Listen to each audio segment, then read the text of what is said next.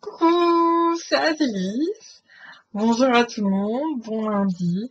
Excusez-moi pour cette vidéo, ce petit billet un petit peu tardif parce que voilà, je me suis engagée dans un challenge 2 fois 48 heures à peu près, sans zéro connexion internet et tout, parce que j'étais devenue vraiment un petit peu trop accro, on va dire. Et donc, challenge réussi, voilà, avec des mesures drastiques, notamment partir sans PC dans un lieu où il n'y a pas de connexion. Donc voilà, mais me voici revenu et donc je viens vous faire part de mes lectures, faire un petit point ensemble, comme tous les lundis, sur ce que j'ai lu la semaine dernière quand même, ce que je suis en train de lire et ce que je compte lire après. Désolée si l'addiction n'est pas des meilleures. Voilà, le week-end a été un peu chargé. Voilà. Donc, la semaine dernière, j'ai lu voilà, Le dernier jour de ma vie de Lauren Oliver. Donc, chez Black Moon, c'est un one shot.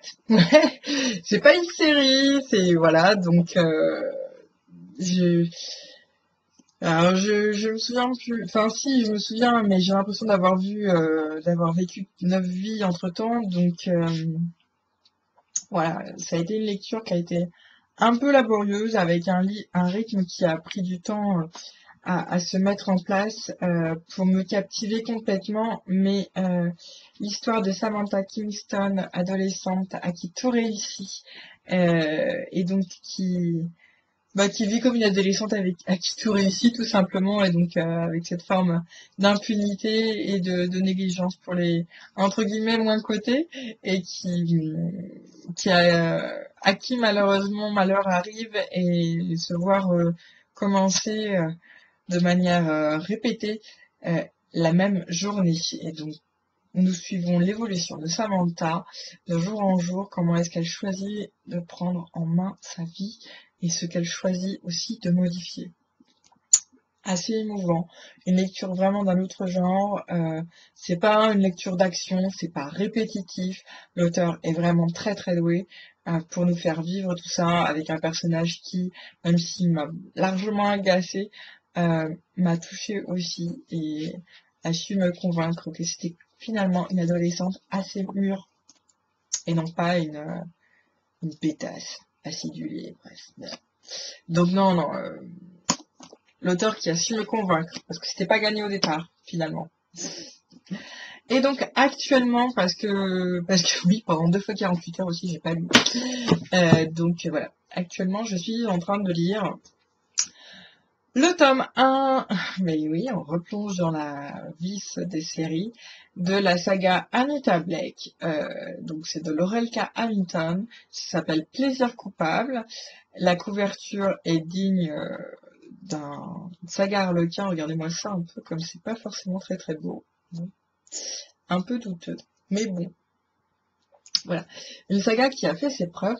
Donc ça s'appelle Une aventure d'Anita Blake, tueuse de vampires. Donc à savoir en fait que c'est un peu la maman de Buffy. De Buffy contre les vampires et qui bah ma foi, elle me plaît bien cette nana-là. Ça aurait été étonnant en tant qu'amateur de lecture de Beat It que je n'aime pas, mais en même voilà. Souvent quand on découvre les séries qui se faisaient il y a quelques années, ben, on n'est pas toujours super satisfait. Ça a été le cas notamment pour la communauté du Sud. C'est pas quelque chose qui m'a convaincu radicalement. Et donc là, je découvre Anita Blake. Donc j'ai pas encore très très bien compris sa nature, mais en tout cas, c'est une nana qui vit déjà dans un monde où il y a une loi sur le vampirisme. Voilà, les vampires ont fait leur coming out, et ils vivent au vu et au su de tous les humains. Et bon, voilà, donc c'est aussi un concept particulier. Ils sont pas forcément super gentils, puisqu'Anita Blake est surnommée l'exécutrice, et qu'elle, autrement dans sa profession, elle ressuscite les morts. Voilà, c'est à peu près ça. En mode zombie. Donc je découvre l'intrigue. Je vous ferai une petite vidéo chronique dès que ce sera fini de lire. ce que j'aurai fait d'ici peu de temps, je l'espère.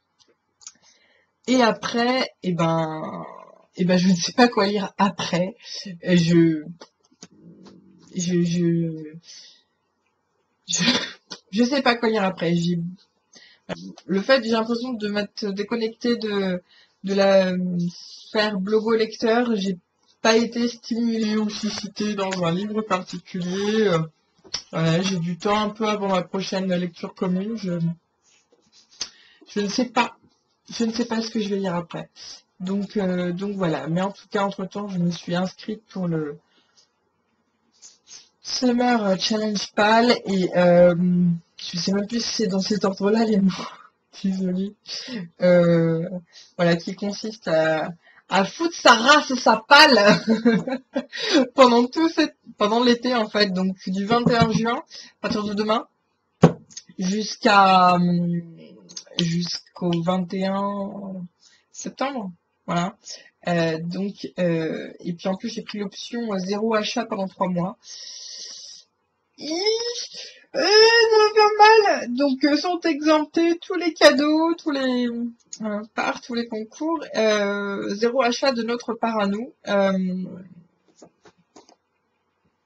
Voilà, mais il faut absolument que j'éradique une quantité non négligeable de livres de ma pile à lire qui n'est pas si grande que ça. Elle doit se monter à peu près à 25-27 livres à peu près à l'heure actuelle. D'ailleurs, il faut que je l'énumère pour pouvoir finir mon inscription à ce challenge. Mais voilà. En attendant, je retrouve Anita Blake en espérant que je ne vais pas m'endormir dessus. Voilà, c'était mon petit lundi. Que lisez-vous? Très court. Je vous retrouve un peu plus longuement pour de prochaines aventures livresques. Et puis vous, que lisez-vous? Ou quel conseil de lecture avez-vous à me donner? Ciao!